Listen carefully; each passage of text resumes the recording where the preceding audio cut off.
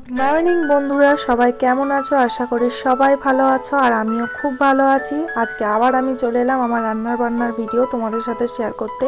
তাহলে দেখে নাও আজকে কি রান্না আছে। বাঁধাকপির তরকারি, টমেটোর চাটনি, আর এদিকে দেখো নিম বেগুন ভাজা হচ্ছে, মাছ ঝালদা হবে। তার জন্য আমি বেগুন আর আলু প্রথমে সেদ্ধ করে নিয়েছিলাম, তারপরে তেলের ওপরে নিম পাতা দিয়ে আমি ভেজে নিয়েছি। আর ভাজতে গিয়ে দেখো আমার কড়াইয়ের কি অবস্থা, আরে কাঠের উনুন তো, তাই একটু পুড়ে যায়। কড়াইটা পরিষ্কার করে নেওয়ার পর ওতে আমি তেল গরম করতে দিলাম। আর প্রত্যেক দিনকার আমার যেটা ফার্স্ট প্রায়োরিটি হচ্ছে তেল লঙ্কা ভাজা, তার জন্য আমি আবার শুকনো লঙ্কা দিয়ে দিলাম। এটা কিন্তু আমার রান্নাতে প্রথমেই থাকে, আপনারা প্রায় যারা আমার ভিডিও দেখেন তারা দেখতেই পাবেন আমি প্রথমেই কিন্তু তেল লঙ্কাটা আগে ভেজে নিই। দেখো আমার তেল ভাজা কমপ্লিট। এবার আমি এগুলো তুলে নেব। আমার বাড়িতে প্রত্যেকেই প্রায় আলু সিদ্ধ মাখা খেতে ভালোবাসে, তার জন্য আমাকে প্রত্যেক দিনই রান্নার প্রথমে এই তেল ভাজাটা কিন্তু আমাকে করতেই হয়, মানে পেঁয়াজ দিয়ে তেল লঙ্কা ভাজা। তো লঙ্কাগুলো আমার তোলা হয়ে গেছে। এবার এই তেলের মধ্যে আমি যেটা দিই প্রথমে সেটা হচ্ছে পেঁয়াজ, কারণ তেল লঙ্কাটা পেঁয়াজ দিয়ে আমি করাই, সেটা তোমরা কম বেশি সবাই জানো। আমার ভিডিও যারা যারা দেখো তারা প্রায়ই জানো, আর যারা জানো না তারা প্লিজ আমার চ্যানেলটাকে একটু লাইক সাবস্ক্রাইব করে আমার ভিডিওগুলো দেখে দিও। আশা করি তোমাদের সকলেরই ভালো লাগবে। তো আমার পেঁয়াজ ভাজা তোমাদের সঙ্গে কথা বলতে বলতে কমপ্লিট হয়ে গেছে। এবার তুলে নিচ্ছি পেঁয়াজগুলো। আসলে এক হাতে ভিডিও ক্যামেরা করি আর এক হাতে আমি রান্না বান্নার করি, তার জন্য আমার একটু ভিডিও করতে অসুবিধা হয়। পেঁয়াজগুলো তুলে নেওয়ার পর আমি ওই তেলেতে আর অল্প পরিমাণে তেল দিলাম। এবার আমি বাঁধাকপির তরকারিটা চাপাবো। তোমরা কে কীভাবে বাঁধাকপির তরকারি রান্না করো একটু আমাকে কমেন্ট করে বলো। আমি তেলেতে প্রথমে অল্প সামান্য পরিমাণে সম্বরা বা পাঁচফোড়ন যেটা তোমরা বলো সেটা দিয়ে দিলাম, আর শুকনো লঙ্কা দিয়েছিলাম। তারপর দিয়ে দিলাম আগে থেকে কুচিয়ে রাখা যে পেঁয়াজগুলো, সেগুলো দিয়ে দিলাম তেলের মধ্যে। এবার আমি নাড়াচাড়া করব, আর টমেটো কুচিটাও দিয়ে দিলাম। আমার রান্নায় কিন্তু টমেটো কুচিটা প্রায় থাকে, খুব কমের ভাগ দিনই থাকে না। টমেটো দিলে রান্না বান্না যেটাই করি সেটারই স্বাদ খুব ভালো হয় খাবারের, আর রঙটাও খুব সুন্দর আসে। তার জন্য আমি টমেটো কুচিটা প্রায় রান্নায় দিয়ে থাকি। দেখো তেল ছেড়ে দিয়েছে। এবার আমি যে আদা বাটা, মানে আমি আদা তো ছিলে রাখি, আদা ছিলা রসুন ছিল যেগুলো রেখেছিলাম সেগুলো আমি তেলের মধ্যে দিয়ে ওগুলো দিয়ে আবার নাড়াচাড়া করতে লাগলাম। এগুলো আমি যতক্ষণ পর্যন্ত খড়ে না যায় ততক্ষণ পর্যন্ত নাড়াচাড়া করি। এবার তেল ছাড়ার পর আমি আস্তে আস্তে এগুলো কষে নেওয়ার পর আমি মশলাগুলো একটা এক করে দিয়ে দেবো। আর আমি নাড়াচাড়াটা একটু বেশিই করি, সেটা কম বেশি সবাই জানো যারা আমার ভিডিও দেখো। আর দেখো তেল ছেড়ে দিয়েছে বলে আমি অল্প সামান্য পরিমাণে জিরে গুঁড়ি দিয়ে দিচ্ছি। আর জিরে গুঁড়িটা দেওয়ার পর আমি অল্প সামান্য পরিমাণে যতটা লাগবে হলুদ গুঁড়ি দিয়ে দেবো, আর লঙ্কা গুঁড়িও অল্প পরিমাণে দিলাম, কারণ আমার বাচ্চারা খায় তার জন্য আমি বেশি ঝালটা দিতে পারি না। ওদের তুলে নেওয়ার পরই আমি আবার লঙ্কা গুঁড়ি বা কাঁচা লঙ্কা যেটা থাকে আমি অ্যাড করি। দেখো মশলা করা আমার হয়ে গেছে। এবার একটু জল দিয়ে দিলাম, দিয়ে নাড়াচাড়া করলাম। এবার জলটা যখন হালকা হালকা হয়ে মরে আসবে আবার তেল ছাড়বে, তখন আমি বাঁধাকপিগুলো আস্তে আস্তে দিয়ে দেবো। এই যে আমার কোচানো বাঁধাকপি মটরশুঁটি দিয়ে আলু দিয়ে কোচানো ছিল সেগুলো আমি দিয়ে দিলাম তেলের মধ্যে। এবার আমি আস্তে আস্তে বাঁধাকপিটাকে নাড়ার চেষ্টা করব। আর অল্প পরিমাণে নুন দিলাম যাতে করে বাঁধাকপিটা কমে জল বেরিয়ে আসে। আমার কিন্তু খুবই অসুবিধা হয় নাড়াচাড়া করতে, এটা তোমরা ভিডিওতে দেখলেই বুঝতে পারবে। আমি আগে তো একদমই রান্নাবান্না পারতাম না, অনেক কিছুই আমি আস্তে আস্তে আমার শ্বশুরবাড়িতে আসার পর শিখেছি রান্না বান্না সমস্তটাই। তবে যেটাই শিখেছি আমি নিজে দেখে দেখে শিখেছি, মানে কেউ আমাকে শিখিয়ে দেয়নি। যেটুকু শিখেছি আমি নিজে দেখে শিখেছি, নিজে করার চেষ্টা করি। এবং আমি খুব ভালো রান্না যে পারি এমনটা বলবো না, আবার যে খুব রান্না ভালো করি না তাও এমনটা বলবো না, মোটামুটি আমি করার চেষ্টা করি। দেখো কথা বলতে বলতে বাঁধাকপিটা অনেকটাই কমে এসেছে আমি নাড়াচাড়া করতে করতে। আর বাঁধাকপি বা যে কোনো সবজি যতক্ষণ পর্যন্ত নাড়তে পারবে ততক্ষণই ভালো। দেখো জল বেরিয়ে এসেছে কতখানি। আর নাড়াচাড়া করলে কি হয়, সবজির যে গন্ধটা হয় ভ্যাপসা ভ্যাপসা গন্ধ, সেই গন্ধগুলো কেটে যায়। দেখো তোমাদের সঙ্গে কথা বলতে বলতে দেখো বাঁধাকপিটা নাড়া আমার হয়ে গেছে। দেখো কতখানি জল ছেড়ে যায়, আমি একটু ঢাকা দিয়ে দিলাম যাতে এই জলটা মরে যায় আর এই জলেতেও খানিকটা সেদ্ধ হয়ে যায়। দেখো তারপর আমি ঢাকাটা তুলছি, দেখো একদম জলটা মরে গেছে, তলাতে কিন্তু একদম সেই পরিমাণে আর জলটা নেই। এতে করে যে বাঁধাকপির ভ্যাপসা গন্ধ সেটা কেটে যায়, তার জন্য আমি ঢাকাটা দিয়েছিলাম। এবার হালকা সেদ্ধ হয়েছে আর অল্প পরিমাণে জল দিলাম। আর আমার মেয়েরা যেহেতু মাছ খায় না, ওদের জন্য দুটো ডিম আমি ওই তরকারিতেই ফেলে দিলাম। নাড়াচাড়া করে সম্পূর্ণ সিদ্ধ হওয়ার অপেক্ষায় রইলাম। দেখো তারপর আমি ভিডিওটা স্কিপ করে করে তোমাদেরকে করে দেখাই, তো সম্পূর্ণ ভিডিওটা দেখাই না। আমি নুন দিলাম, নাড়াচাড়া করলাম, দেখো ঢাকা দিয়ে দিয়েছিলাম। এবার আমি ঢাকাটা তুলছি, অনেকক্ষণ হয়ে গেছে, ঢাকাটা তুলে নিচ্ছি। এবার আমার তরকারি কিন্তু সিদ্ধ হয়ে গেছে, যেহেতু ঢাকা দিয়ে একবার আমি জল বার করতে রেখেছিলাম সেহেতু বেশিক্ষণ সময় লাগেনি আমার সেদ্ধ হতে। এবার আমি ডিমগুলো তুলে নিয়ে ছাড়িয়ে নেব, আর তরকারিটাও হালকা গ্লাসে করে ছেনে দেব। ডিমগুলো প্রথমে আমি তুলে নিচ্ছি হাতায় করে, ডিমগুলো একটু ঠান্ডা হয়ে গেলে তারপর আমি ছাড়াবো। আর তরকারি দিয়ে ডিমগুলো ফেলে দিয়ে আলাদা করে আমি ডিম সেদ্ধ করি না।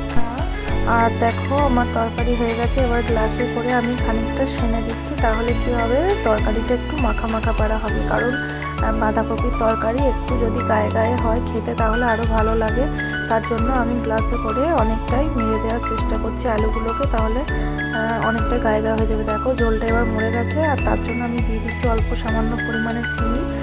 বাঁধাকপির তরকারিতে আমাদের বাড়িতে কিন্তু সবাই চিনি দিয়ে মানে মিষ্টি দিয়েই খায়। তোমরা কারা কারা মিষ্টি ছাড়া খাও তারাও কিন্তু কমেন্ট করে জানিও। এবার আমি বাচ্চাদের জন্য তরকারিটা একটু হাতায় করে তুলে নিচ্ছি, কারণ ওরা তো ঝাল ছাড়া খায়, ওদের জন্য আমি তুলে নিচ্ছি। এবার তোলা হয়ে গেলে আমি অল্প সামান্য পরিমাণে লঙ্কা গুঁড়ি দিয়ে দেবো, যেটা আমাদের তরকারিতে দিই বাচ্চাদের তুলে নেওয়ার পর। দেখো লঙ্কা গুঁড়ি কালারটা কিন্তু খুব সুন্দর, যার কারণে তরকারিটার কালারটাও খুব ভালো হয় আর দেখতেও খুব সুন্দর লাগে। এবার আমি একটু খুন্তি করে নেড়ে দিচ্ছি। তরকারি কিন্তু আমার হয়ে গেছে, শুধুমাত্র লঙ্কা গুঁড়িটা দেওয়ার জন্য আমি একটু নেড়ে নিচ্ছি। তরকারি আমার হয়ে গেছে, এবার তরকারিটা আমি একটা জায়গার মধ্যে নামিয়ে নেব। দেখো আমার তরকারি হয়ে গেছে, এবার ওই তেলেতে আমি অল্প পরিমাণে সামান্য পরিমাণে তেল দেব, আর দিয়ে দেবো অল্প সামান্য পরিমাণে হলুদ আর নুন। কারণ আমার মেয়েদের জন্য যে ডিমটা আমি রেখেছিলাম সেদ্ধ করে সেটা ছাড়িয়ে নিয়েছি। এবার তেলের ওপরে জাস্ট একটু ভেজে দেবো, তাহলে খেতে আরও ভালো লাগবে। ওরা আবার তেলে ভাজলে না ভাজলে আর কি খায় না, তার জন্য আমি একটু কড়াইয়ে ডিমগুলো ভেজে নিচ্ছি, অল্প অল্প করে ভেজে নিচ্ছি। ভাজা কমপ্লিট হয়ে গেলে আমি তুলে নেব, আর তারপর আমার যে মাছগুলো রয়েছে সেগুলো করে নেব। মানে আমাদের প্রত্যেক দিনকার রান্নাবান্নায় ভীষণ ঝামেলা থাকে, কারণ একটা বা দুটো পদ নয়, অনেকজনের জন্য অনেক রকমের রান্নাবান্না করতে হয়। তার জন্য আমার রান্না করতেও অনেকটাই দেরি হয় প্রত্যেক দিনই, আজ বলে নয় প্রত্যেক দিনই আমার ঠিক এরকমই দেরি হয়। এবার কড়াইয়ে তেল দিয়ে নুন আর হলুদ দিলাম, তারপর একটা একটা করে মাছ, প্রত্যেকটা মাছ আমি ছেড়ে দেব মাছগুলো কষতে দেওয়ার জন্য। পাঙ্গাস মাছ কে কে খেতে ভালোবাসো একটু কমেন্ট করে জানিও। আমি কিন্তু পাঙ্গাস মাছ খেতে একদমই পছন্দ করি না, বাধ্যতামূলকভাবে আমাকে খেতে হয়, না হলে আমার শ্বশুর মশাই ভীষণ বকাবকি করে, তার জন্য না হলে পাঙ্গাস মাছ খেতে আমি একদমই পছন্দ করি না। পাঙ্গাস মাছের কাঁটা নেই বলে অনেকে খেতে ভালোবাসে, আবার অনেকে মাছটার গন্ধর জন্য খেতে ভালোবাসে না। আমার মাছটার গন্ধ একদমই ভালো লাগে না। এবার আমি মাছগুলো একটা একটা করে উল্টে দিয়েছি, দেখো পেছন দিকটা খড়ে গেছে, তার জন্য আমি আবার মাছগুলো উল্টে দিয়েছি। এদিকে মাছ আমার অর্ধেক ভাজা কমপ্লিট। এবার বাকি মাছগুলো আবার একটু হলুদ আর নুন দিয়ে দিলাম বাকি মাছগুলো ভাজার জন্য। আর হলুদ আর নুনটা আমি এ কারণেই দিই যা তেলটা যেন গায়ে ফুটে না লাগে, কারণ অনেকবারই আমার গায়ে তেল ফুটে কিন্তু ফোঁচকা পড়ে যায়।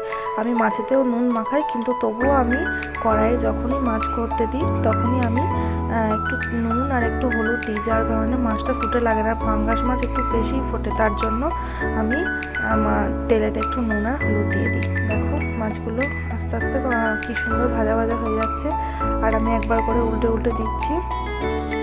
এই মাছগুলো প্রায় ভাজা হয়ে গেছে, এবার এই মাছগুলো আমি তুলে নেব, আর মাছের যে মাথাটা রয়েছে সেই মাথাটা এবার ভেজে নেব এপিট ওপিট করে। আর এই মাছের মাথাটা কতখানি বড় দেখো, আর এই মাছের মাথাটা কাটতেও খুব অসুবিধা হয়, যার জন্য আমি এই মাছটা কাটতে পারি না, আমার শাশুড়িমা কেটে দেয়। দেখো মাছের মাথাটাও ভাজা হয়ে গেছে, এবার মাছের মাথাটা আমি তুলে নিলাম একটা জায়গায়। এবার কড়াইয়ে সামান্য পরিমাণে চিনি দিলাম, আর পেঁয়াজ, টমেটো কুচি, আদা রসুন যে বাটা ছিল সেগুলো দিয়ে দিলাম। তেলটা একটু পুড়ে গিয়েছিল হলুদ দেওয়ার জন্য, রঙটা একটু কালো হয়ে গেছিলো, যার জন্য একটু কালো কালো করা দেখতে হয়েছে, কিন্তু খেতে কিন্তু খারাপ হয়নি। আর হলুদটা আমি তাই বেশি করে একটু দিয়ে দিলাম যাতে কালারটা ঠিকঠাক চলে আসে। আর কাঠের উনুনে রান্না বলে খুব তাড়াতাড়ি কড়াইটা পুড়ে যায়, যার জন্য আমাদের মাজা ধোয়া করতে একটু সমস্যা হয়, কিন্তু কিছু করার নেই। এবার আমি একটু নাড়াচাড়া করে নিলাম। এবার যখন তেল ছাড়বে তখন আমি জল দিয়ে দিলাম, এই যে দেখো জল দিয়ে দিলাম। এবার এই জলটা ফোটার পর আমি মাছগুলো এক এক করে এই জলটার মধ্যে দিয়ে দেবো।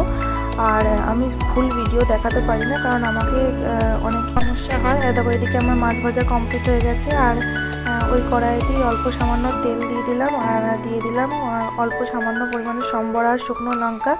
এবার আমি করব টমেটোর চাটনি। এবার তেলেতে অল্প সামান্য নুন দিয়ে দিলাম, যাতে করে টমেটোগুলো না ফুটে এসে আমার গায়ে লাগে, তার জন্য। এবার টমেটো কুচিগুলো তেলের মধ্যে দিয়ে দিলাম। তোমরা যারা যারা আমার ভিডিও দেখো তারা প্রত্যেকেই জানো আমাদের বাড়িতে কিন্তু টমেটোর চাটনি ছাড়া ভাত ওঠে না কারোরই, যার জন্য আমাদের প্রত্যেক দিনকার রান্না বান্নাতে কিন্তু টমেটোর চাটনিটা থাকবেই। আর আমি এখন কিন্তু জল একদমই অ্যাড করবো না এই টমেটোর চাটনিতে। আমি টমেটোগুলো সমানে কিন্তু নাড়াচাড়া করে যাব। যখন টমেটোগুলো একদম ধরে ধরে যাবে তখনই আমি অল্প সামান্য পরিমাণে জলটা অ্যাড করব। তার আগে কিন্তু আমি এক ফোঁটাও জল অ্যাড করব না। যখন গলে যাবে এবং ধরে ধরে আসবে তখনই আমি অল্প সামান্য পরিমাণে জল অ্যাড করব, কারণ আমি টমেটো চাটনিতে বেশি জল অ্যাড করি না, যার জন্য টমেটো চাটনিটা খেতেও ভালো হয়। আর আমি চিনিটাও অ্যাড করে দিয়েছিলাম, কিন্তু তোমাদের সেটা ভিডিওতে দেখানো হয়নি। বললাম যেটা আমি যে আমার দেখাতে একটু সমস্যা হয়, এক হাতে ক্যামেরা এক হাতে রান্নাবান্না করতে, এক এক সময় কোনটা কী দিচ্ছে আমি সেটা ভিডিও ক্যামেরায় রেকর্ড করতে ভুলে যাই, যার জন্য সব আমি তোমাদেরকে দেখাতে পারি না। দেখো আমার টমেটো চাটনির কালার কি সুন্দর এসেছে, একদম লাল টকটকে। আর চাটনিটা খেতেও কিন্তু খুব ভালো হয়। অন্যদিন টমেটো চাটনিতে খেজুর কিশমিশ দেওয়া হয়, কিন্তু আজকে ছিল না। তো এই ছিল আজকের দুপুরের মেনু। তোমাদের কেমন লাগলো সেটা কিন্তু অবশ্যই কমেন্টে জানিও। টাটা।